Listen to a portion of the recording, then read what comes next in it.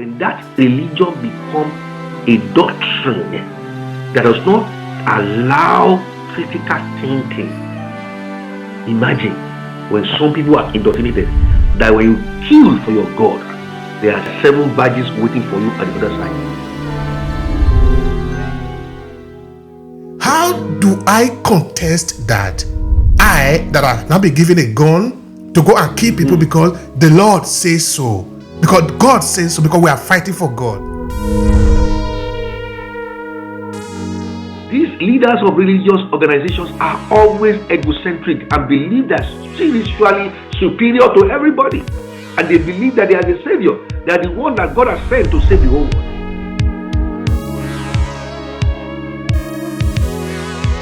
Whatever you believe is okay, but that belief does not include abusing the right of the people. What are some of those abuse? You cannot take away their liberty. You cannot kill them.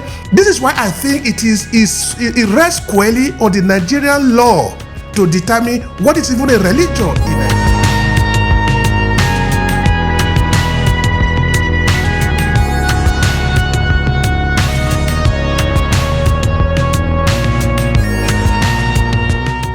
Good afternoon, viewers across the globe. You are welcome to today's session. Today we are looking at a very important aspect of mental health, which is fast becoming a pandemic issue across the globe. We are dealing with today with religious trauma, and with special focus on the African religious community. So we are looking at the concept and the very issue of religious trauma and how to deal with that. My name is Professor Oluwafemi Esan. I'm the Professor of Biblical Psychology from the Faculty of Biblical Trauma Psychology, London University, an indigenous Christian university that is established by the Kingdom of Hawaii Royal Accreditation Commission in June 2021. We have the first Faculty of Biblical Trauma Psychology that we are looking at the issue of trauma, especially within the Christian community. However, it has been found that trauma is a universal concept across religious community across the world. Like I said earlier on, today we shall be focusing on religious trauma among African Christian community. Thank you. So, what is trauma? Let's have a definition of religious trauma itself. Religious trauma is the psychological and emotional harm resulting from negative, abusive, or damaging experiences within a religious context. So this has nothing just to do with Christianity. It can be in any faith of endeavor. It occurs when religious beliefs, practices, or institutions cause distress instead of providing support and safety. This can manifest as symptoms similar to complex post-traumatic stress disorder, including shame, guilt, anxiety, distrust, and difficulties with emotional regulation, especially after living a harmful or authoritarian religion. This definition is very universal. It can apply to any religion across the globe, regardless of the continent, race, or geopolitical zone. Therefore, we see that religious trauma is a negative, abusive, or damaging experience within a religious context where people are expected to receive support and spiritual growth. But unfortunately, the experience has turned into trauma. What are the causes of this or sources of this? Now, religious trauma can stem from various sources within a religious environment. Number one, spiritual abuse, that is the use of religion to manipulate, exploit, or control individuals. This is very paramount. This is a vital definition or source of religious trauma within religious context.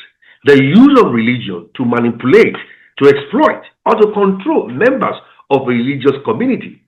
Abuse, experiences of physical, sexual, or emotional or psychological abuse within a religious setting. Coercion, being forced into certain behaviors or beliefs against one's will within a religious setting. Fear mongering, the use of fear, such as threats of hell or eternal punishment in doctrinal teaching to force people to obey certain religious codes of conduct within a religious setting. Toxic environment, cultures within religious communities that promote rigid dogma, ostracizing, or self-hatred from indoctrination. We also have dogmatic belief system from doctrination of certain religious communities. Teachings that emphasizes original sin or human brokenness or harsh judgment from a God, leading to feelings of shame and guilt. Ladies and gentlemen, these are stem sources of religious trauma from a religious environment. And then this can also be further categorized into examples. For example, authoritarian teachings, when religious leaders are engaging, and we can see this across many religions in the world, where religious gurus and leaders of religious organizations are very authoritarian in their teachings. Strict adherence to dogmatic doctrines with punitive measures for deviation, fear of divine punishment, instilling anxiety and guilt through the threat of eternal damnation in their teachings and doctrination, ostracizing non-conformity members of that religious community. That is, when members did not conform, they face rejection, isolation, and deviating from prescribed beliefs. Also, we have traumatizing traumas, particularly in a ritual or practices causing emotional distress. A typical example, when you ask people to go and eat grass or bathing them in rivers against dignity to humanity. We also have crises of faith, internal conflict, doubt, and questioning one's religious belief by this indoctrination. There's also religious spiritual abuse, when manipulation and coercion and emotional blackmail are being used by religious leaders in their dealings with members within their setting. Also, what we notice, evidence shows that there is suppression of critical thinking. Dogmatism from religious trauma always prevents critical thinking. And that's why you see a lot of religious people that are going through trauma are very afraid to question the status quo or to critique the teachings of these authoritarian leaders. Punishing, questioning, or independent thought within religious community. Somebody says, any gathering that does not allow independent thinking is a control and manipulation. I'll repeat that statement again. Any religious gathering, whether religious or cultural or social gathering, that does not promote independent thinking is manipulation. Shaming practices, judgment and exclusion, isolation and alienation. We can see all these are examples of religious trauma that happen in various religions across the globe, regardless of geographical area or culture or race. Then, what are the symptoms of an individual suffering from religious trauma? Number one, poor critical thinking skills. That sounds familiar. Difficult making decisions, decreased sense of self-worth, difficult building strong relationships, sleeping issues, struggling with fitting and belonging, nightmares, anxiety and depression symptoms, grief symptoms. Now we see anxiety and depression on the increase within religious organizations and religious communities across the globe, with special increase within the African setting, where they see all this has been normal. No, that's why we're looking at this topic today. Anxiety and depression increase through religious trauma. And so these are very, very negative outcome of individual experiencing religious trauma. Now we see that all this can come from different early thinking patterns that people can pick up. For example, sexual or romantic repression, social isolation from others, suppression of doubt or question when they are not allowed to have their own critical thinking skill. However, at this junction, it will surprise our viewers to see that religious trauma is not only rampant in the developing world, in the third world, as they say, but look at the statistics here. This is from America. It is said that 1 in 3 Americans, around 1/3, 27 to 33% of US adults have experienced religious trauma at some point in their life. As many as 15 to 20% of US adults are currently suffering from religious trauma today. Wow. You can see how serious the issue of religious trauma is. And we need special attention to pay to. And that's why we have decided to look into this and also offer our help through our Faculty of Biblical Trauma Psychology at the University of East at London University here. One of the causes of religious trauma is what we call spiritual bypassing, when individuals experience or they engage in spiritual bypassing. What does that mean?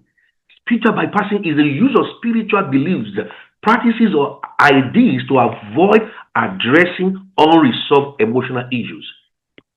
Psychological wounds are unfinished psycho-development tasks in one's life.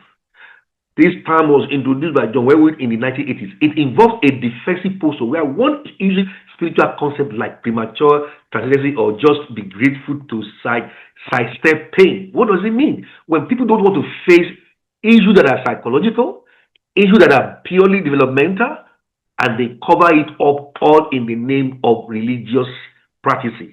It is a form of escapism that individuals undergoing religious trauma are being indoctrinated and mentally conditioned not to exploit other means of solutions, especially in their psycho-spiritual development, whereby they focus only on spirituality as a means to cover it up.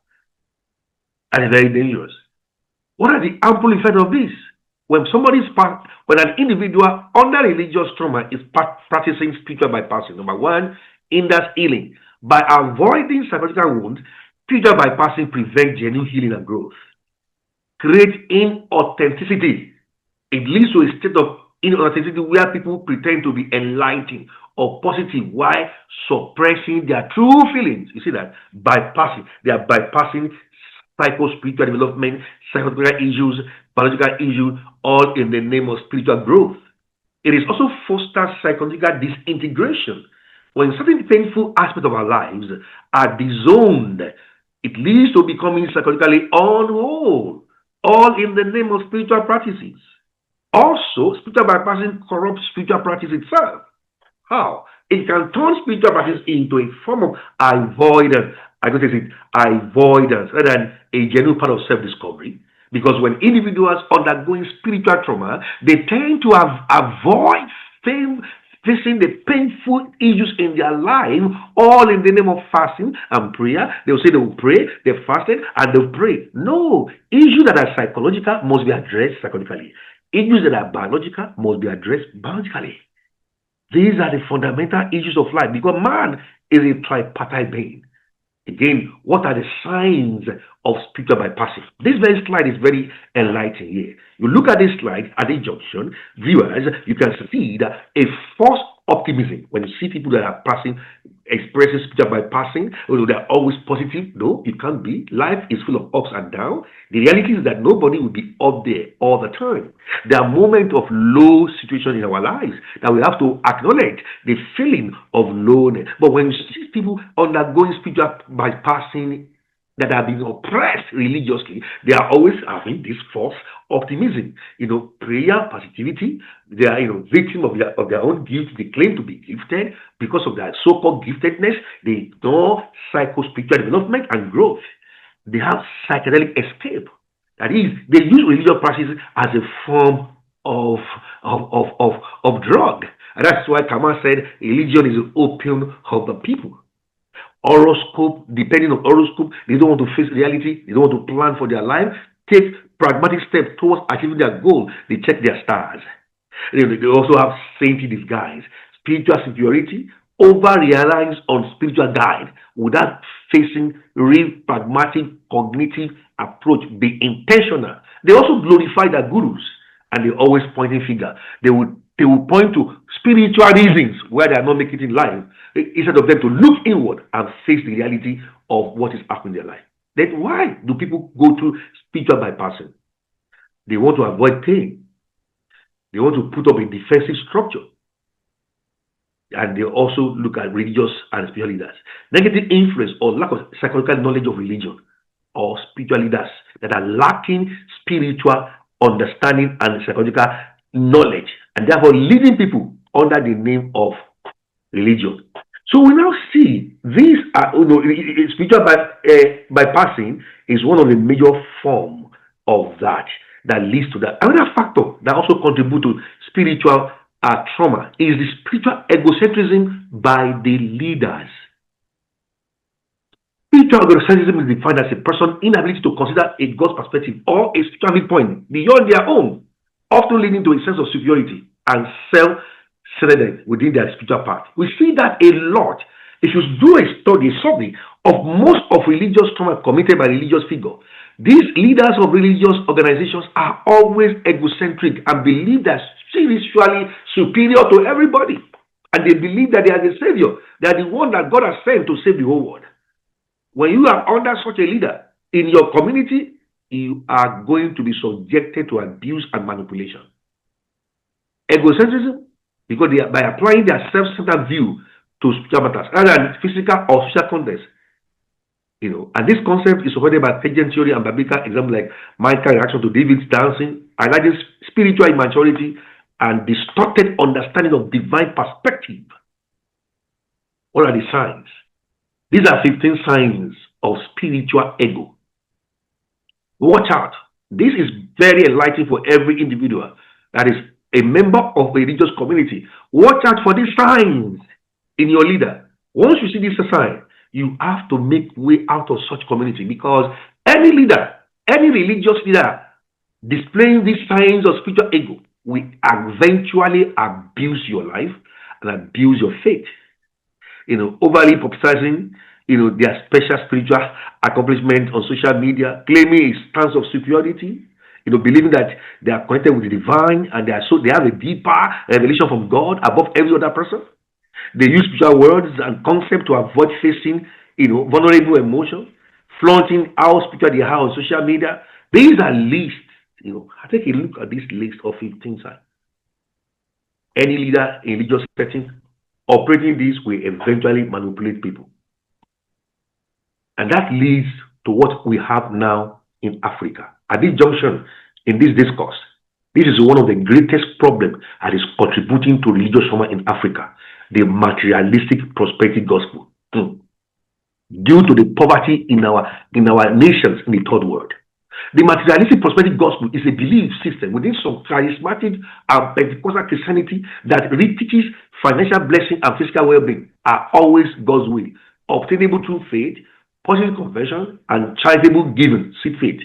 Material success like abundant finances and good health is seen as a sign of God's favor, but this focus on worldly gain is often criticized for distorting the gospel message and potentially leading to greed, with some biblical passages warning against the love of money and emphasizing humility and service over material wealth. This is a major problem. How does it affect people and lead them to suppression and oppression of their critical thinking? This is a major problem that is forcing a lot of Christians among the developing world to undergo trauma because they are overly taxed to give, and they also believe in materialistic prosperity without looking for the faith and the welfare of their soul. Critics argue that prosperity gospel shifts the focus from spiritual salvation and reconciliation with God to material possessions.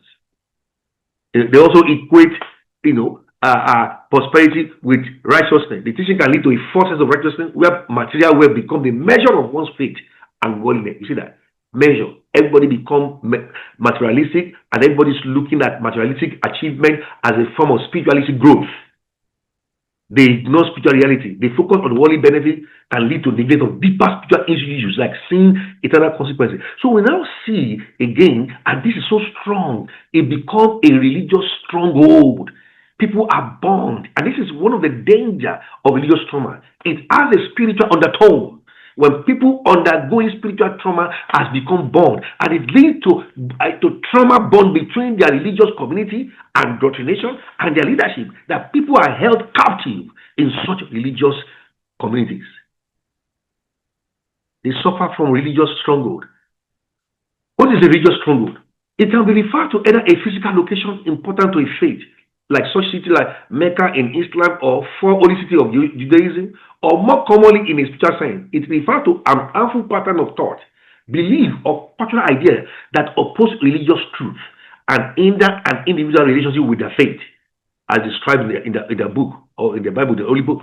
These mental strongholds are rooted in deception and can include mental barriers, negative emotional state like fear, unforgiveness, or societal norms that go against religious teachings.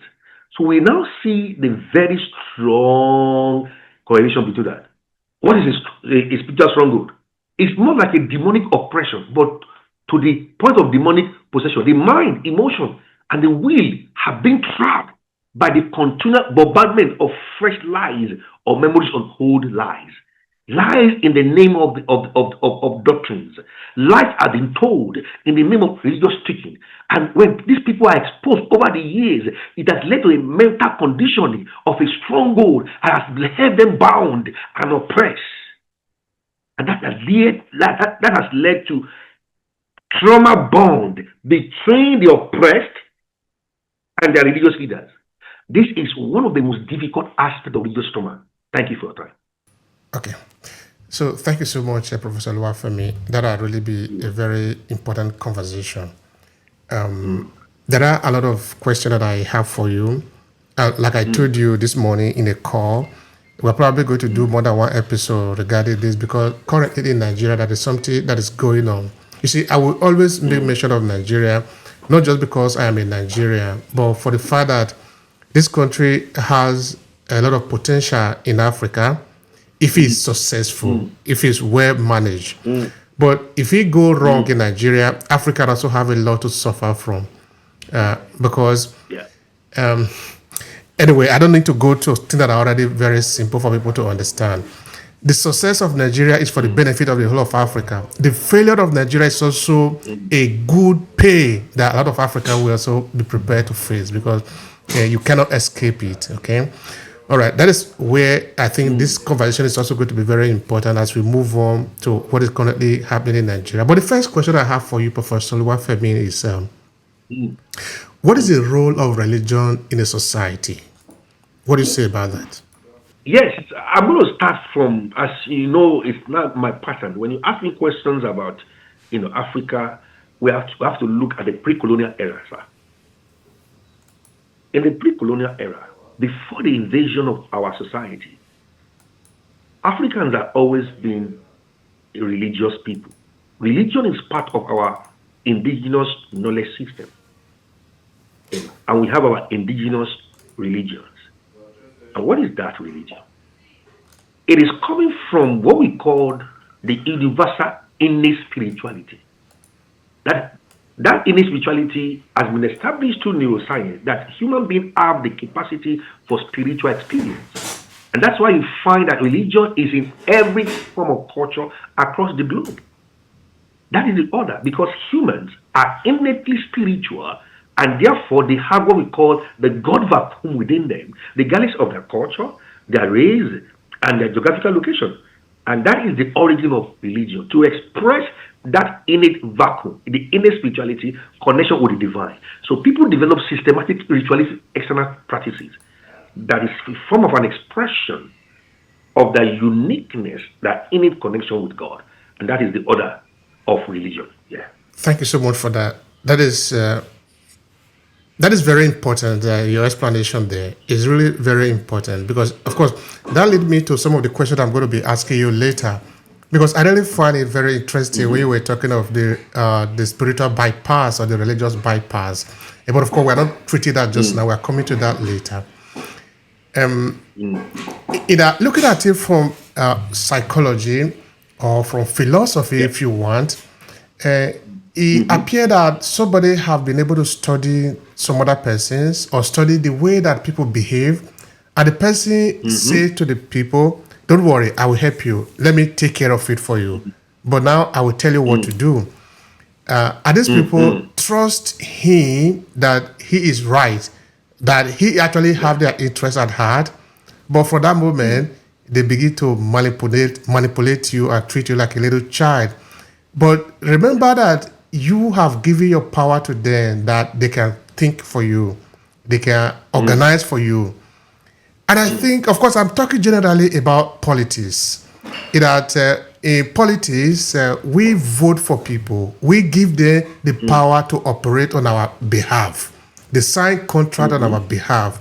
They take certain action on our behalf. So their error, we also inherit it because we have given them the power. That is why they are powerful. They are powerful people, no? And not because they are powerful people because they were born like that. They were not born like that. I think somebody was saying something to the effect of when there was a revolution in England, I don't remember the particular king who was actually killed. But when he was killed, the person said to the king that, I want to prove to you that you are a human being. That just like every other human being, when I cut off your neck now, the blood will flow like every other human being. There is nothing actually more powerful in you. Anyway, what I'm saying about that is that the people in the society who have created all the chaos that we have are able to do that because they managed to get us to sign this deal with them that they will take care of us. But they go around and they abuse us and we have nothing to do about it until maybe it will take a revolution. All right. I just said that to sort of free myself of the thought I was having in my mind. Now, how do we make a connection between the social life and the religious life? Because now that will open up to what is happening today in Africa and among Africa. Please help us with that. So, I mean, the analogy you are giving is about, the mixture of divinity in humanity. From your the analogy, the background context that you just narrate just now, that when a king that thinks he's a god, when he cut off his head, blood came out. You see that?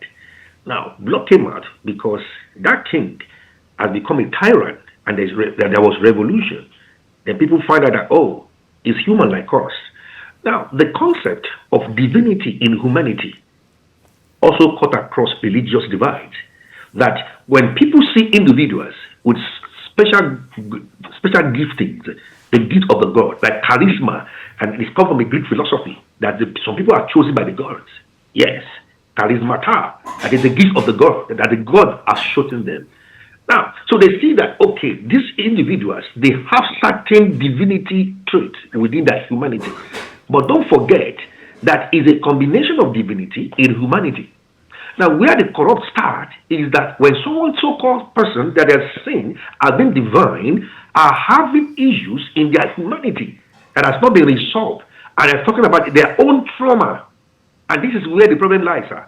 Whoever is standing in front of any congregation with the so-called divinity and their spiritual gift, they also have unresolved childhood trauma. Now, their personal trauma is what messed up the whole aspect of spirituality. Trauma from religious leader. Thank you. Thank you so much for that. And you were saying before that in your response to some of the conversation that we are having here, let's say all the conversation that we are having here is always tied to the past. And I think this is important for people to understand that you cannot understand where you are until you can connect it to what have happened before, which is therefore the past. And in that past, of course, we tend to always link it to our encounter with the European, because that is where we get all what we are using to abuse ourselves now. Okay, that is, Christianity, the idea of Christianity is not a European, it's an African. But the Reformed Christianity is coming from European, because they were the one that gave us this version of it. And this version of it is what we are using to abuse ourselves now. Okay, so at least somebody can get that clear, because Judaism, Islam, and Christianity is coming from the same source. It's purely an African traditional belief system. But the kind of Islam we have in Africa today is not Africa. The Christianity we have in Africa today is not Africa. Somebody have decoded it and is using it as an instrument to punish us. And of course, we are using it to abuse ourselves, raise a lot of insult on us. You see, I was watching some video just now, because this is going to be an episode again that we're going to do on another occasion, because talking about what have become the popular saying in the media of Christian genocide in Nigeria. We are going to have that conversation. We are coming to have it. Okay, this is what is actually making me a little bit cringy this morning. Is that I was watching a video of some Nigerian soldiers who were just massacred in Nigeria. And I'm looking at it and I say, oh, this is terrible. It cannot be happening like this. How can we do this to ourselves? But of course, we can't understand that until we understand what we are talking about today, the trauma. That somebody is acting, only that the person is acting under the influence of several things, other than just the ordinary. Yes. Is there a way, if we might even make an attempt to think back beyond the colonial system, is there a way to vet somebody that we are putting in the position of authority? Because like I was saying before, when we have somebody in authority, all of us contribute a little bit of our power. That is why the person is powerful. Is there also a way to control that individual? Because human beings, they say, can corrupt. A power can corrupt, but an absolute power corrupt absolutely. In Africa, our absolute power are absolutely corrupt. So the people are not able to free themselves. The question, therefore, is whether you are looking at it from the current education that we have or the pre-colonial system in Africa, were there a system to vet those who are putting in power so that they can respond to a common understanding of the people without abusing the people? Help me with that. Yes. So, I mean, your question is a political question. We are looking at that from political leadership. We are going to have a different conversation on that, on trauma in political leadership. Okay? Now, we are looking at trauma in religious leadership. Trauma, the individual, that leader that stands in the front of people, that people listen to.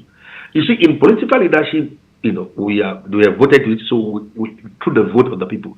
But when you look at religious leadership, the people vote. No, it was not voting. It was a free will, a willingness that is coming from a belief system that this individual standing in front of me is chosen by God. You see that? Now, that belief system is traceable to the pre-colonial era. Don't forget, in the pre-colonial era, we have religious gurus. We have our oracle priests. Now, if you see, before the invasion of our land by the imperialists, we have had issues of priests, traditional priests, that are traumatized and they are tired unless we are lying. Even leading to slavery. Slavery started in the pre-colonial era. Slavery started among us in Africa before the imperialists came. Okay?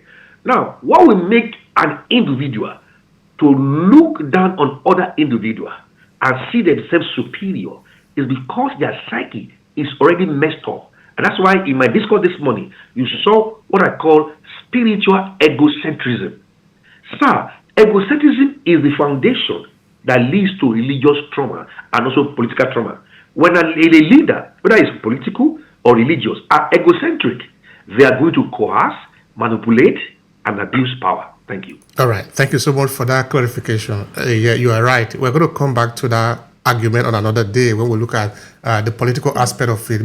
But what actually led me to that is that I think what we are suffering from sometimes is beyond just the religion. Because why should a human being, a grown human being, go to another person and kneel down to him and say, I'm going to get rich because you bless me. And I'm going to get, because somebody have not done his job. And this is not a religious person. And anyway, having said if that, you look at the good side, let me quickly interrupt you. Permit me for the current genocide that is taking place in Nigeria, Christian genocide by Islamic jihadists. Those people engaging in killings have been indoctrinated, sir. They are traumatized people. It is the same trauma we're talking about that will make somebody, because they have been indoctrinated to see other religions as infidels, and they have their religious teachings that said infidels should be eradicated, that if you don't accept their faith, you should be killed. It is written in their book. So you are dealing with a trauma from indoctrination that has made people to become mass murderers. To solve that problem, it's not going to only be through military action, yes, taking mediation, but you have to look for how do you deal with the indoctrination, because bullets can never kill ideas. Ideas are more powerful than bullets. Thank you, sir. I like that. But how do we solve this problem now? Okay, we are looking at what we could also be looking at later, but at this junction, it also becomes very important. This indoctrination, are we going to solve it from a political angle or from a religious angle? I'm asking you that question because now you are in Europe, I am in Europe. You understand that religious crusade is not something that is new in this continent where we are, which is Europe. Because for over 200 years, the Europeans have been engaging the Arab in their crusade, no? So now in Africa, we have also inherited this idea of I can kill you because you don't believe me. But if we look beyond that, we see that in our traditional religion, if you believe in Ifa, I don't believe in Ifa, there is nowhere in Ifa religion that you are going to kill me because I don't believe you. In my traditional religion, I don't even need to convert you. All I need to do is to act well. If you believe me, come to join me. I never need to fight for God, because God, if I fight for God, it means that God is not God. God needs to fight for me, not me. You have just introduced a very powerful factor. Fighting for God. That is exactly what is leading to the genocide. The fighting for God. Now the question is, how can you fight for a God that you cannot see? A God that you cannot prove empirically in the law court. And to the whole world that is listening to us, the issue of genocide and killing for God is purely spiritual. It's a mental health issue. But if you approach it from the Eurocentric medical model, you are not going to eradicate that. Because whoever pick up a gun to kill on the behalf of the God, they have been possessed by a spiritual entity called death. So you are dealing with people possessed with the spirit of death.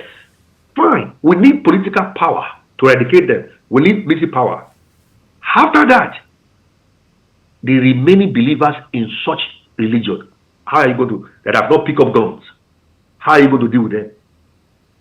You have to deal with deconstruction of such indoctrination spiritually and psychologically. So we need an holistic approach. That is my argument. Thank you so much there. So it means now that we're actually dealing with more than just the guy that is there shooting. So that we're looking at how can we solve this problem now? Because of course we can see some people tell, okay, let's just say the military there and eradicate them. But of course, it's kind of even difficult to say whether that is wrong or right. Looking at this, even that one, Mr. Obi, that one is an immediate solution. Okay, we need military political will and intervention in the immediate to stop the killing. Don't forget, Muslims are also being killed. Don't forget the Shiite and the Sunnis. Yes, Muslims are also being killed. But there's a greater death of Christians, especially individual death, right now in Nigeria. But don't forget also the other Muslims that are being killed. No religion should kill any human being. The sanctity and the sacredness of humanity, of life, that is what I'm talking about. So therefore, number one, religious education must be monitored and censored. And to do that, you need political will to put in constitutional rights and amendment in the nations to monitor religious education. Religious education must be monitored after eradicating the terrorists. Don't forget, there are same people, members of their community of the religious faith, that are yet to pick up guns. And they are also being indoctrinated silently, even publicly. The generation that is yet to pick up guns, we have to plan for them. Monitoring religious education is a big factor in this solution. Thank you. So if I understand it correctly, it turns back to where we were going before. Because I understand that this conversation was supposed to be like a kind of religious conversation, but it's not only religious conversation, it's also political conversation. Yes. Why I'm looking at it from that angle is this. We have religious freedom, but that freedom must be limited in the sense that you don't have your freedom doesn't include taking the life of another person. So that we can say in Nigeria we have a constitution. The constitution override Christianity, override Islam, override even traditional religion for the purpose of preserving life. Because if it doesn't happen, It means, okay, I'm a Christian. My God said I should kill you. Okay, I can kill you because my God said that. You don't have any way of justifying, of proving me wrong. Because my God said that. For you to prove me wrong, you need to be like me. Therefore, you can't prove me wrong. Therefore, I am a Muslim too. I can kill you. My God said I should kill you. To eradicate this confusion, we need to have a state law that says you can do whatever you like with your religion, believe whatever you believe. It's okay. But that belief does not include abusing the right of the people. What are some of those abuse? You cannot take away their liberty. You cannot kill them. No. This is why I think it rests squarely on the Nigerian law to determine what is even a religion in Nigeria. How do you? Go on. Yes, you want it better. It's because we have failed to understand the psychology of religion. Every exposure to any religious teaching conditions your thinking. Let me say that again. The psychology of religion is that every religion that you are exposed to condition your thinking. Whether it's Christianity, Islam, or Judaism, any form of religion. Now, the mess up comes when that religion becomes a doctrine that does not allow critical thinking. Imagine when some people are indoctrinated that when you kill for your God, there are 7 badges waiting for you at the other side. Now, what does critical thinking say? You ask them, have you gone to the other side and come back? Has anybody gone to the other side and they came back alive and prove, oh, there are virgins waiting for you there? You now look at such motivation, defy reasoning and logic. And that is where it is demonic, it is spiritual. It's a mental health issue. Thank you, sir. All right, thank you for that. So I think we need to hang on that for a little moment. Now, I think the law should say that your religion does not include killing. If we say that, if the law says that, if we impose on that, it means you never get to that level. Because if you kill, we charge you for murder. We don't charge you, we don't ask whether you believe in anything. We just charge you for killing somebody. What if we could reason it like that? That's why we're saying that it is there in the law. It is there in the Constitution. Freedom of religion, right to life, right to safety. It is there. But where are they? Why is it not enforced? Because there are factors, influences, and compromise, and there are power behind the scenes. One thing is for a law to establish. Don't forget, the enforcement of that law is just the political will. So what we are saying right now, there must be political will to enforce the law, and that is what is happening right now. However, that is just dealing with the symptom. We need the same political will in constitution need to be established to monitor. You see that the teachings, because as long as interpretation are coming either from the Bible, from the Quran, or from the Torah, that is supporting threat to human life through indoctrination and belief system, we continue to have that problem. But so we need to address it from the foundation. Okay. Indoctrination. Okay. Indoctrination. All right. Erroneous teaching. All right. Whose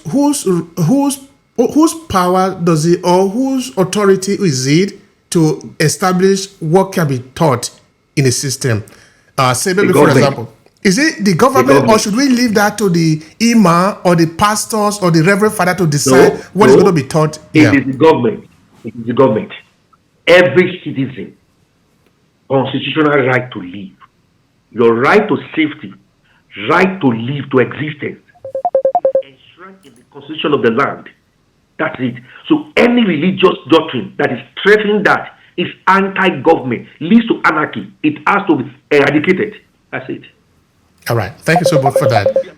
Live your life. Because why should you be afraid to live your life because of my neighbor's belief system? That is against the law. So it's a battle. That's why we are saying the government has the primary duty, constitutional right, to defend the right of citizens to live. If that right is threatened, it is the primary responsibility of the government to ensure safety and protection of every human being, whether Muslim, Christian. This has nothing to do with religion. Your right to exist must not be threatened by any ideology. Thank you. Thank you so much for that. I really appreciate that, because I think it was very important to clarify that. It was very important to clarify that what you're actually dealing with in Nigeria is a failure of the Nigerian government to defend its citizens. It is not because somebody say you want to kill somebody. You can say that when you kill somebody, there should be a consequence for that. If you threaten the Nigerian citizen, there should be a consequence for that. But if there is no consequence when that happens, it simply means that the one who was saddled with that responsibility have failed you. Yeah. So it is not because somebody say he want to kill you. Somebody can say that, but you must know that there is a consequence to that action. It is the Nigerian law that determines what is a how do you behave in the terms of religion and things like that. This was supposed to be the duty of the Nigerian government. Anyway, that is clarified. Now let's move to the second one. You were talking about trauma, of course, looking at it from the point of view of religion, and we can see how the thing is very messed up in Nigeria. Okay, now, it's possible, therefore, that maybe the people that are leading us are traumatized. Can you say something about that? Thank you. That is it. We are going to have a whole session on that. I recently came back from Canada in a Christian seminar. We did a workshop on religious trauma in the church. There was a section that we did on leading with trauma in the church. This is also what is happening also in the political leadership as well. I did it right from let's start from the pre-colonial era. We have had individuals, priests, in our historical account that were chosen by the gods, but they become egocentric and they abuse spiritual power. And it came with what? Consequences. They were eventually eliminated by what? By the same community, because they have become a cancer of destruction to the community. However, when you trace the origin of egocentrism, spiritual egocentrism is coming from a childhood trauma. And that's why you see today, both in political leadership and religious leadership, any leader that has not dealt with, that are dealing with unresolved childhood trauma, suppressed childhood trauma, they are dangerous people to be entrusted with either political power or religious power. Thank you. These are deep conversations that we need to have. Yes, sir. Because it's like now, you have a government, you have somebody in charge of you, but this person is not even scrutinized to be sure that he is fit for the job. And now, this person is going to sign the contract of your life and death. Yeah. Where are we failing in this system? Let me give you a clear example among the Christian faith in Nigeria. In Nigeria today, anybody can wake up tomorrow morning and say God has called them, and they will start a church next day. No formal training, no regulation. They will say God has called them. That has to be regulated by the government. There must be a stipulated. Look at what happened in Rwanda. The guy closed all the churches and made a law, a legislation, that you must have a minimum of a degree in theology before you can start a church. Because it's a profession. So you now see, there is no professionalism, no regulation in my country of birth about starting a church or becoming a religious leader. Any sick person that has an history of sickness, mental illness, all in the name of spiritual inspiration, wake up tomorrow and start a church. If they are able to manipulate people with the so-called fake miracles, they started getting audience. That is the beginning of the trouble. It is not regulated. There is no professionalism. This is what the government should step into. When we're talking about solution and solving, it's a profession. It has to be regulated. Sir, I went to seminary college. For 2 years, full time, I was ordained. I came to England. I still went to to study theology in the university here. I'm a professional clergyman before I became a professional lecturer, a teacher, another profession. It's a profession. It has to be regulated. As long as it's not regulated, any sick Thomas can wake up tomorrow and start a church. And that is the beginning of the trauma. Anyway, for those of you that are listening to us, what is your thoughts? Have you ever heard of what we are talking about here? Or are we just saying something new? Or is it something that we can say, well, we are Nigerian, no, it doesn't work for us? Some people say that if you are having a mental illness, don't worry, we are Nigerian. I say we are not human beings. Is it what Professor Oluwafemi say? Is it out of this world that there should be a regulation of who is standing in the pulpit to preach? Is it out of this world that just because we are Nigerian, this doesn't apply to us because we are Nigerians? Is it possible like that? Because it now appears that the government are supposed to protect the people, leave the people astray, like leave the people in the hands. The lion has come to kill them, then you just leave them, you run. That is not supposed to be the way it is. You are supposed to protect these people. Look at how many people have been slaughtered. I don't even care whether you are a Christian or Muslim. My brothers and sisters have been slaughtered because these are Nigerians. Just because you are a Muslim doesn't mean you are a different kind of Nigerian. You are still Nigerian. If you are a Christian, you are still Nigerian. The Nigerian government should protect everybody, irrespective of whether you don't even believe anything at all. Because when we were creating this constitution, or when we decide to become what we are today, we didn't say that if you believe in this, then you are in Nigeria. If you don't believe in it, everybody in Nigeria should be protected. If you don't do that, you don't blame it on some fucked up imam somewhere who is preaching crazy things. It is the fault of the Nigeria to protect, to regulate that, to say in Nigeria you cannot promote hatred. In Nigeria you cannot promote tribalism. If you do that, you go to jail. If you don't do that, then people do it because, when you make law, there are no consequences for that law. The law can be broken. Then anybody can break the law. You can't just leave it on, okay, I'm a good person, then I need to respect the law. No, if you don't respect the law, there are consequences for that. Yeah. All right. You talk about depression and that trauma, religious trauma lead to depression. And this again, we will say we are Nigerian. It doesn't apply to us. It applies to us. It applies to us as African too. Can you say something more about that, sir?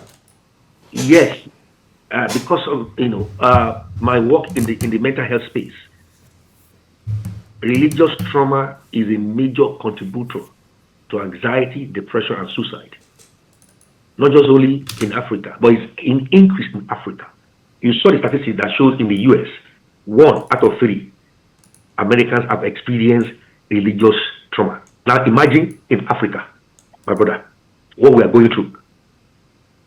In the US, with all the sophisticated law and enforcement, people still experience religious trauma. Why is that happening?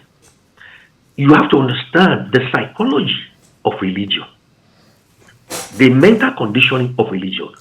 Now, one of the deficiencies of the medical model of psychiatric medicine when it comes to religious trauma is the failure to accommodate the spiritual stronghold and bondage that happen with religious trauma. Sir, what would make a man, a PhD holder, that is a top guy in his work, but once they enter that church, standing in front of a traumatized leader, they become hypnotized and they make decisions that is contrary to their logic and their reason? Talk to me. Is that not hypnosis? A man that is top in his profession, a PhD holder, submitting himself under a traumatized leader that is not educated, that claims to have gifts, sir, they will make decisions, religious decisions, after indoctrination. And then you begin to question their common sense. Is that ordinary? No. It is hypnosis. And hypnosis is demonic. It's a spiritual entity. These people are being hypnotized in Africa. All right. Someone is standing in front of you and asking you to empty your pocket. That one spirit is telling him that you should empty your pocket to give to them, regardless of paying your house rent. Your children's school fees are not yet paid. And they're teaching you to give to the Lord, that the Lord will take care of that. Sir, is that critical thinking? That's why you saw in my teaching that today, that one of the symptoms of religious trauma is the suppression of critical thinking through dogmatism. All right. The same person will now go to work on Monday morning. He will be very perfect at work. Then, this decision he made on Sunday about his finance will start affecting his life and his family. Is that ordinary? No. That is under hypnotic demonic influence. Thank you. I would like you to speak more on that. Because I want you to speak more on that from the point of view of responsibility of the individual. But I'm kind of wondering if there is something in us that make it very easy to be manipulated like this. Because like you are saying. Absolutely. Yeah, please go. What make it easy for us is the belief system, sir. Is belief system. But when you look at conventional psychology of belief system, I told you, conventional psychology lacks spiritual framework. Do you see that? To see that belief system can come from the spirit realm. And that's why we are transpersonal. The transpersonal approach to belief system says beliefs are also spiritual. There are spiritual entity behind a belief system. And that is what is called a stronghold. Let's go back to the killings. What makes a jihadist believe in killing a fellow human being? And they are strongly convinced that they are working for God. Sir, that belief system is a demonic entity enforcing it in the mind. Why? Because according to transpersonal philosophy of the mind is spiritual. So what I believe have a spirit backing my belief system. And that is the stronghold of belief system, which is purely demonic you are dealing with. Okay, let's look at it for a moment that if this is a spiritual intervention, somebody is speaking on the basis of, based on what he believes the spirit has told him. And that is how we usually believe things. How do I contest that I have now been given a gun to go and kill people because the Lord says so, because God says so, because we are fighting for God? But perhaps I am not God. I believe, even though all of us actually have a direct connection to God, but in this case now, I believe I cannot speak to that God directly. I need to speak through his master. Through his servant, who is now my master. I think the thing is even messed up there. Because now it appeared as if I am a servant. So exactly. Can we clarify that? It's what we're saying. It's hypnotic. Sir, it is hypnotic. The more I've told you in today's discourse, in form of gathering, whether it's social, cultural, religious, political, that does not promote independent thinking. Sir, that is manipulation and control.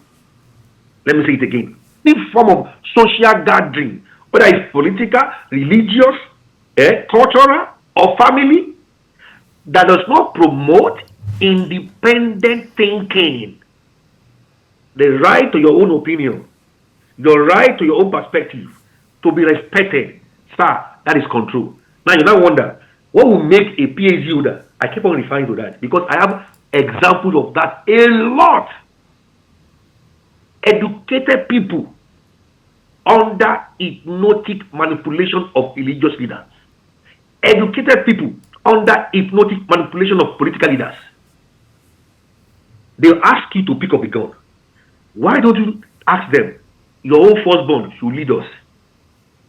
Their own blood is not leading them. For the so-called leader, why don't you pick up the gun and blow yourself first?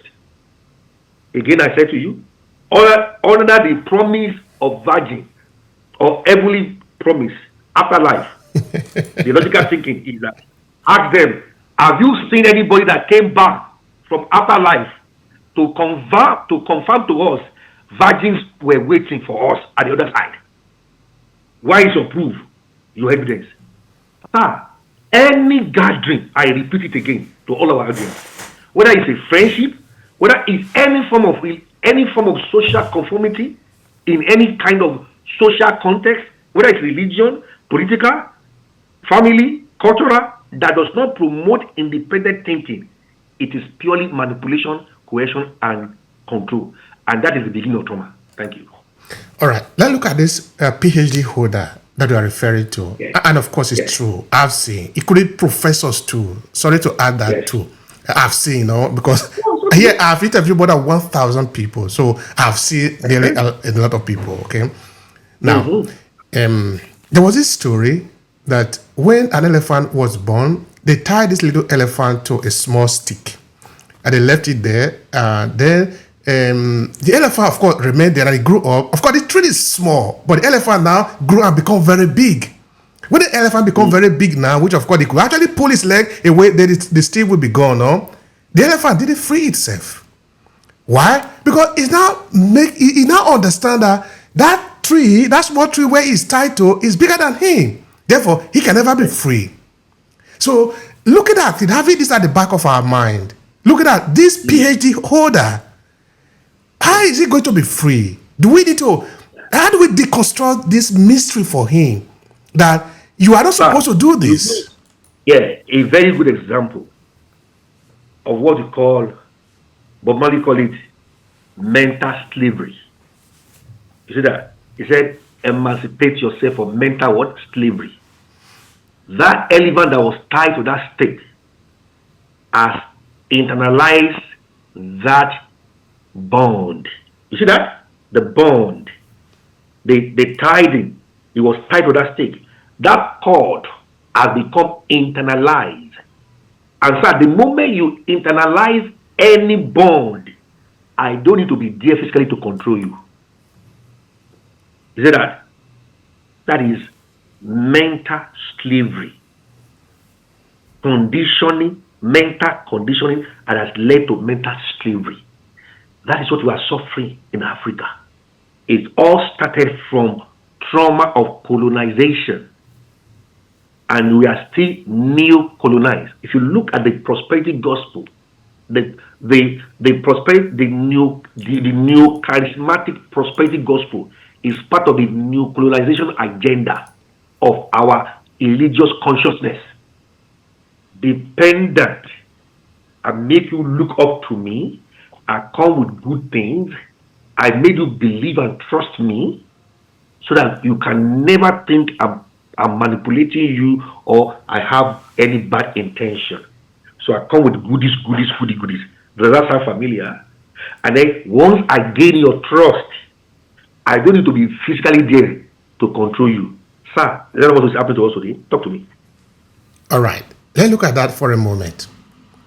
The person that is manipulating other, does he know that is manipulating other? Or is he absolutely. Absolutely. Tell me more about that. I'm going to start with the curriculum. By 1893, the 2/3 of the whole world were under imperialist power. And that is the origin of higher education curriculum. So I've said it before, I'll say it to the whole world. The curriculum that was designed for us in the third world was not meant for us. It was meant for the designer of the curriculum to enter us into mental slavery and mental conditioning. Yes. You know why? Every curriculum, before it is designed, in the principle of curriculum design, you must conduct initial need analysis, initial diagnosis analysis that will not lead to the learning need of the people that are target audience, the recipient of that curriculum. It's simple, sir. Before the imperialists went to Africa, did they carry out any initial diagnosis of our learning needs? Did they conduct any initial diagnosis of our needs for that curriculum content? No, sir. They came and imposed a curriculum designed by them for their own hidden agenda. Also, in the history of curriculum, There's what we call hidden curriculum, and it's not explicitly written as the outcome of that curriculum. So whoever wrote the curriculum has an hidden agenda. Now the hidden curriculum are silent mental conditioning that become the outcome of an exposure to that curriculum. What am I saying? So you are given a curriculum. Who wrote that curriculum? What is the hidden curriculum within that curriculum? Sir, up till now, we are still suffering from neo-colonization of our curriculum in the third world. That curriculum was written for us to serve the industrial age, 9 to 5. That is one thing in academics. They now brought us a colonized religion with its own curriculum. Is it not recently that people are now finding out that Christianity did not originate in Europe, that it was in Africa? Is it not now that people are coming out and begin to see the ethnicity in the Bible, from the Ethiopian Bible? They are now saying that, oh, the so-called whiteness in that Bible are not, that the original people, that the Hebrew people are not white people that you see today in Israel. Is it not there? That is what we're talking about. So whoever gave us that curriculum, it was designed to control and mentally condition us and enslave us. Brother, we are still enslaved in our academic curriculum. We are still enslaved through religious curriculum. Coming to the jihadists now is also a form of curriculum control and manipulation.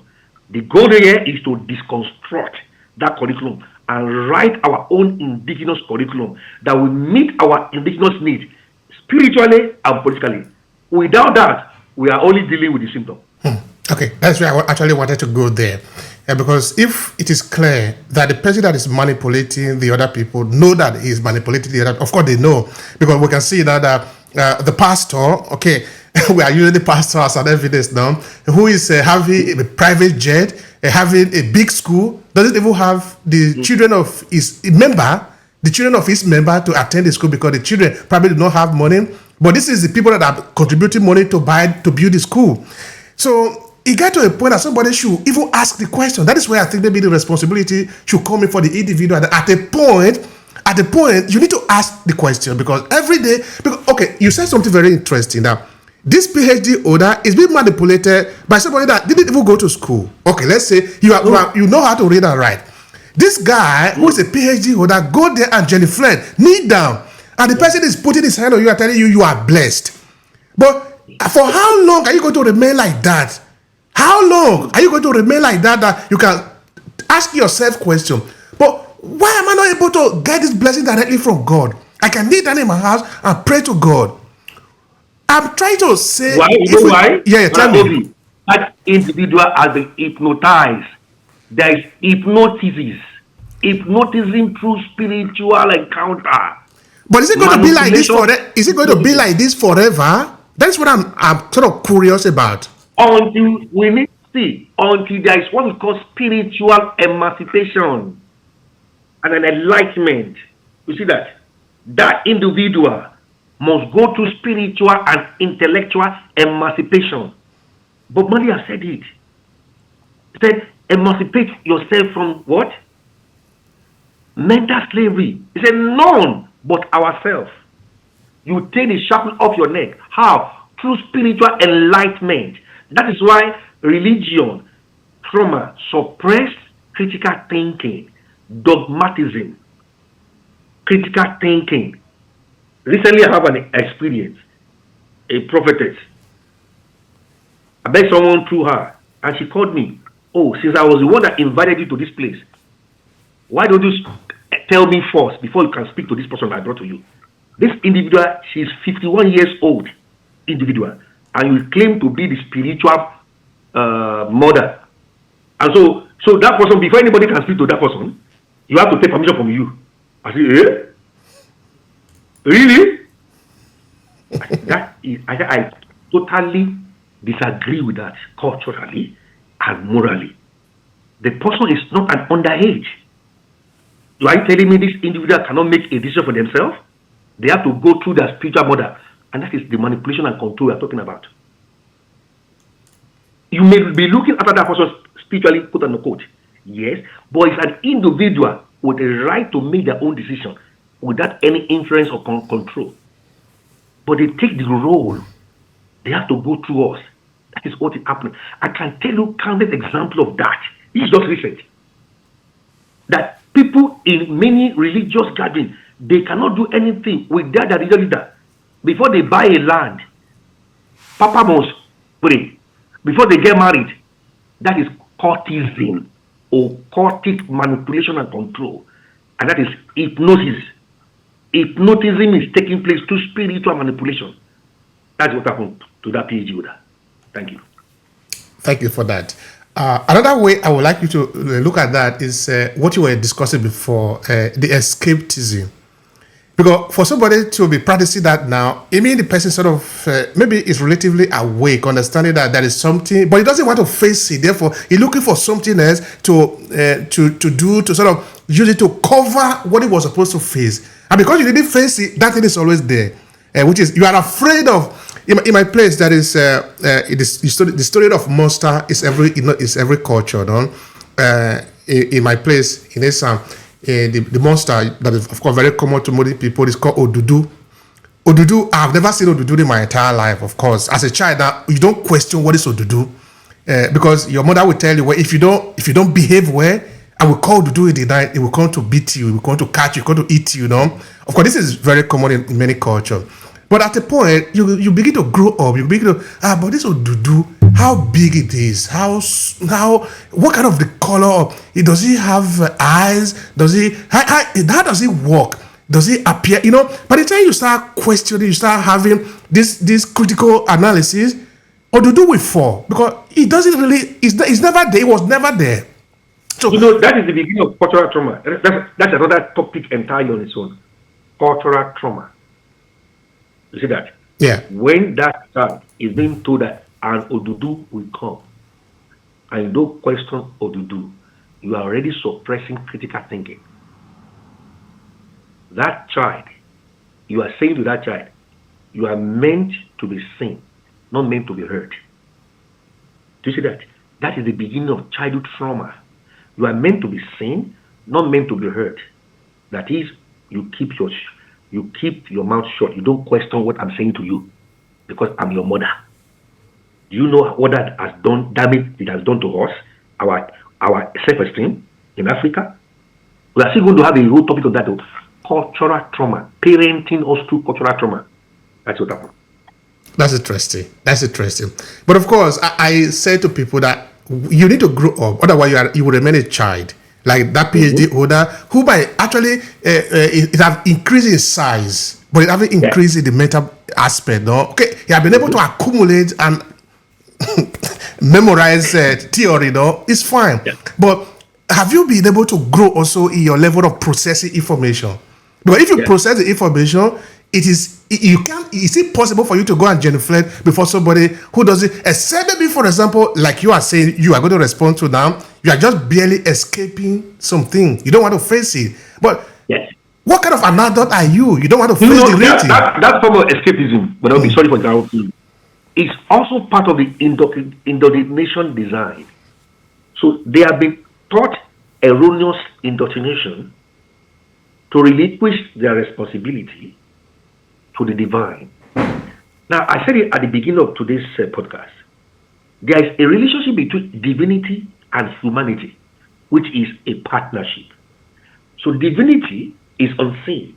Okay? We cannot see divinity. But humanity is seen. Now, divinity controls humanity. How? Through the permission by humanity. So I give permission to my divinity to rule and to reign in my life. Is by my permission. I can say no because it's part of my agency to make independent choices. But when I've been indoctrinated, I'll give you a typical example: the issue of tithe and offering. So you are being taught, give, okay, no problem. Then people expect to receive. How? There is a missing principle. You don't have a service, you don't have any product you are selling. You are asking God to bless you. What is it God to bless? They lay emphasis on the giving for their own gain. You see that? And they lay emphasis on giving for their own gain, but they are not empowering the people through a holistic teaching on giving. There's nothing wrong in giving. Giving is a spiritual exercise. They quote the scripture that says, I open the windows of heaven. I asked them in the church, have you ever seen dollars, pounds, naira dropping from heaven? They said no. What does that mean? That he opens the windows of heaven. He opens it to release to you ideas for innovation and creativity. Let me repeat again. Ideas for innovation and creativity. Now, if you don't capture that idea into a product and a service to solve problems, and then money flows into your life. Because that teaching has been originally taught for them to overlook the other part of the deal of the humanity. What is that humanity deal? The humanity is that money is a visible reward for a problem being solved. The creation of value. I'm not selling anything. I don't have any product and services. And I'm expecting God to financially increase me. That is insanity. Thank you. Thank you for that. Thank you for that.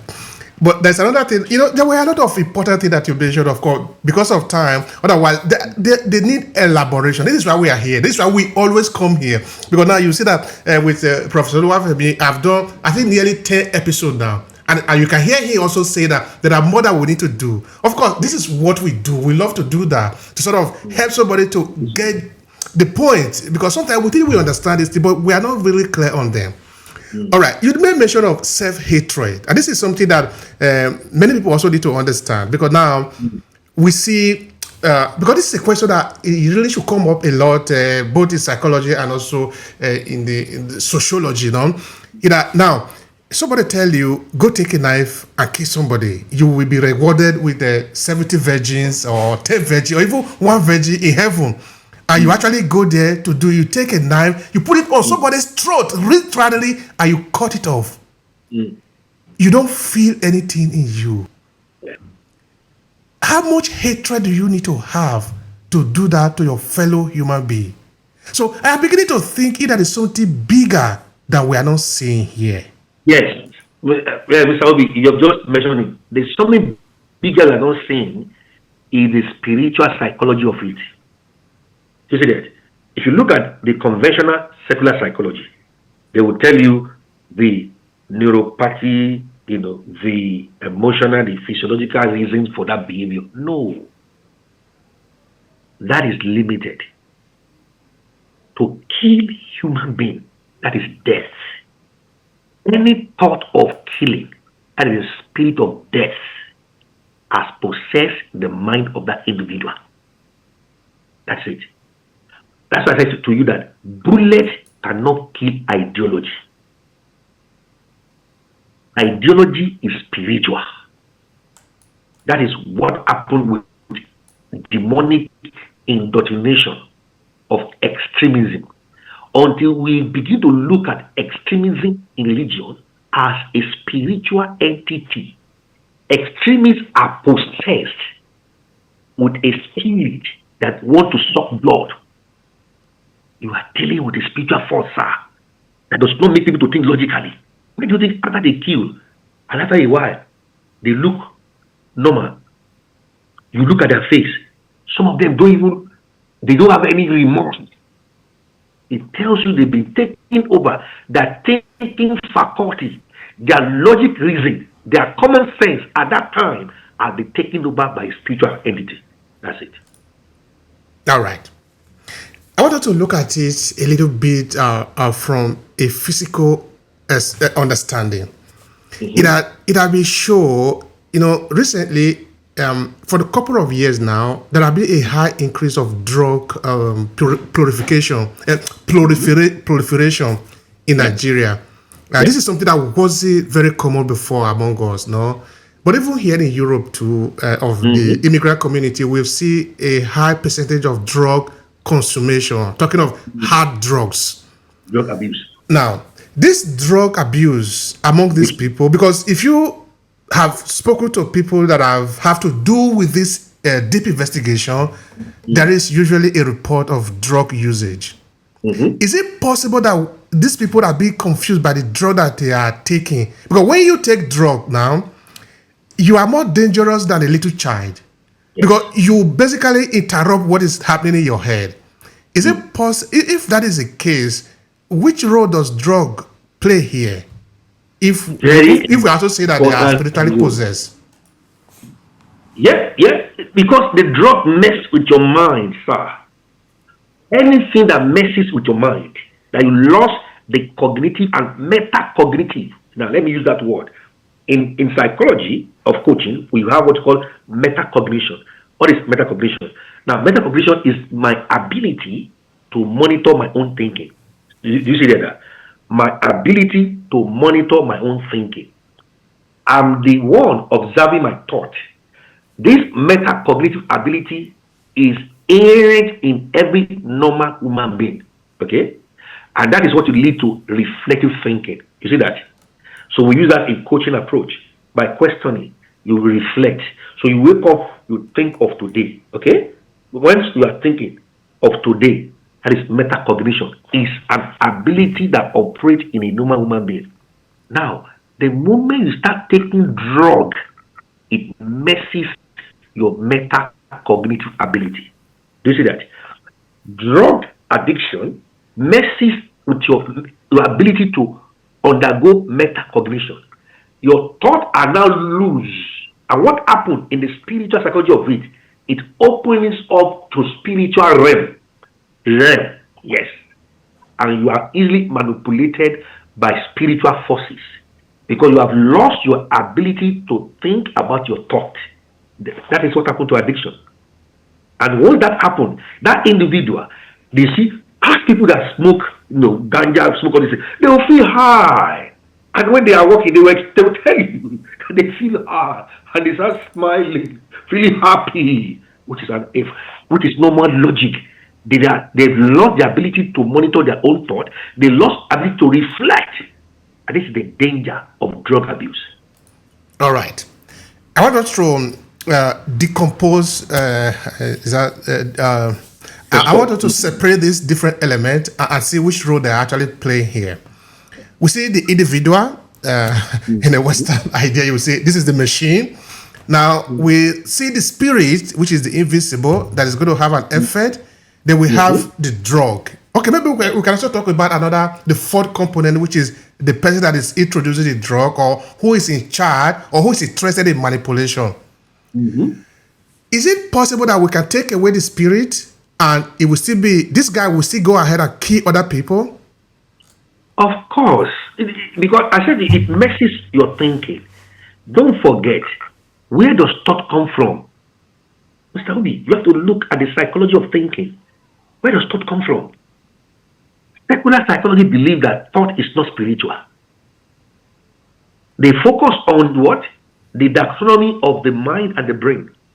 So I think, based on my stimuli from my ecosystem or my internal organs, my internal nervous system, internal stimuli, is that also? When I take drug, that drug is affecting my internal nervous system. I'm getting stimuli from my body. What does that stimuli do? It brings a thought to my head. That is the cognitive psychology of it. And that thought can be negative, it can be positive. But why do you think that mostly it's always negative? Talk to me. Why is it mostly negative? Okay. Anyway, it's a good question. But based on your explanation, and it would mean that the person take a drug because maybe he want to feel happy, but actually what he's doing is losing up his thought. And if this person have loosened up his thought and it was in the bush, nobody there, maybe he will probably have 50% of being good or 50% of being bad. But because the drug was introduced not in a neutral case, because somebody have intention, he want to penetrate the thought of this individual, therefore he was given the drug. So that by the time he take the drug, he opens up all his thoughts. Then this person can now plant whatever they want to plant inside. Then this individual, I think they are normal. They go and take the action, not based on what they want, but based on the person that introduces the drug, who is manipulating the situation. That is how I will look at it. Thank you. Period. That's it. The person bringing the negative energy, introducing the drug to that individual. With what intention? Negative, evil intention. Thank you. This is really deep.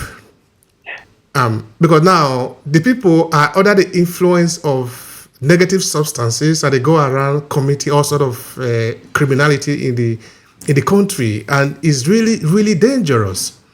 Because now when you kill somebody, that person belongs to a family, it belongs to a group, and you will think that at the end of that is the end, but that is not the end.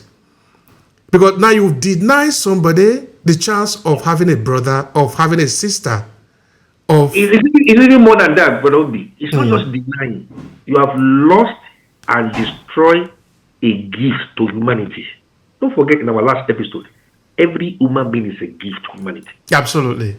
Taking that individual is a loss for humanity. What that individual has been said by higher power to give to us, we have lost it and we will never see it throughout time and eternity. That is sad reality. I really appreciate this conversation. Of course, I think it rests on the conversation that, or what we were saying before, that it really rests on the authority. In this case, looking at the African's authority and Nigerian authority to be able to protect life and property in Nigeria. I don't want to care whether you are a Muslim or you are a Christian. It is irrelevant for me. Yes. Every person in Nigeria needs to be protected. Very important. If somebody commit a crime, it needs to be tried according to the Nigerian law. No Islam, no Christianity have the right to take the life of a Nigerian. This is the minimum that the Nigerian government can guarantee for us to exist as a country. That you must guarantee the life, the safety of life and property in this country. So we don't need to depend on whether some people want to kill or they don't want to kill. No, we as a country decide that in this country, you are not allowed to do that. Thank you so much for accompanying to the end of this conversation. Professor Oluwafemi, do you want to say anything to conclude? Yeah, in my conclusion, to deal with religious trauma, we have to regulate professionalism, quality control. Professionalism and training is vital. Secondly, every intended religious leader must go to trauma therapy. We need a national trauma healing therapy. Now, with the current situation of things in Nigeria, with this genocide taking place, killings of Muslim and Christian, the nation needs healing. I'm making a clarion call to our health ministry. We need a national trauma healing policy. Thank you. Thank you so much for that. I appreciate you. And for us, of course, for all of you that have listened to the end of this conversation, we encourage you to leave your thoughts. Don't be ashamed. Don't be afraid. Say what you feel. Say what you feel about this conversation, and we'll respond to you. Thank you so much. Make sure you subscribe and also share this video with those who you believe can have value from it. Thank you so much and have a wonderful time.